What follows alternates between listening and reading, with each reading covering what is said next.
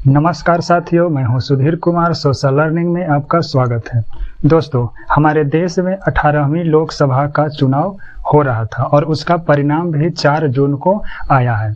दोस्तों, इस परिणाम में एनडीए को 294 सीट मिली है तथा इंडी अलायंस को 234 सीट मिली है। इस परिणाम के बाद हमारे देश में सियासी तेज हो गई है, क्योंकि इस वर्ष कई वर्षों के बाद कांग्रेस की इतनी सीट मिली है और उसके सहयोगी गठबंधन यानी इंडी गठबंधन को 234 सीट मिली है। और हमारे देश में यह सियासी चल रही है कि अब एनडीए की सरकार नहीं रहेगी, क्योंकि यह 400 पार का नारा दे रहे थे और यह 300 भी पार नहीं किए हैं। विपक्षी नेताओं द्वारा इस पे कड़ी प्रतिज्ञा दी गई है। दोस्तों, यह राजनीति है, यह इस तरह की बातें होते रहती है, लेकिन हमारे देश में एनडीए की ही सरकार बनने वाली है। आज हमारे देश के प्रधानमंत्री माननीय नरेंद्र मोदी जी ने प्रधानमंत्री पद से इस्तीफा दे दिए हैं और यह इस्तीफा हमारे देश के राष्ट्रपति द्रौपदी मुर्मू को दिए हैं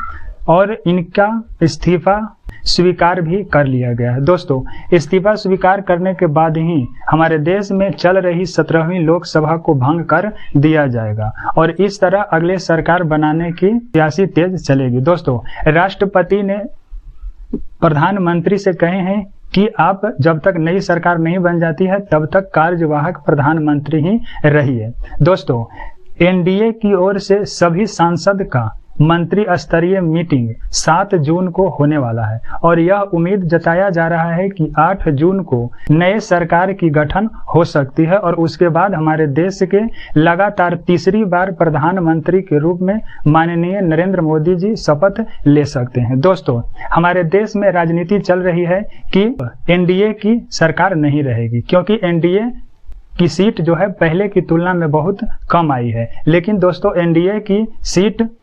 एनडीए को सरकार बनाने के लिए 272 सीट की आवश्यकता है और उनके पास 294 सीट मिली हुई है और इस तरह एनडीए का ही सरकार बनेगी और हमारे देश के प्रधानमंत्री माननीय नरेंद्र मोदी जी ही रहेंगे। दोस्तों, यदि मेरे चैनल को सब्सक्राइब नहीं किए हैं तो सब्सक्राइब भी कर लीजिएगा। धन्यवाद।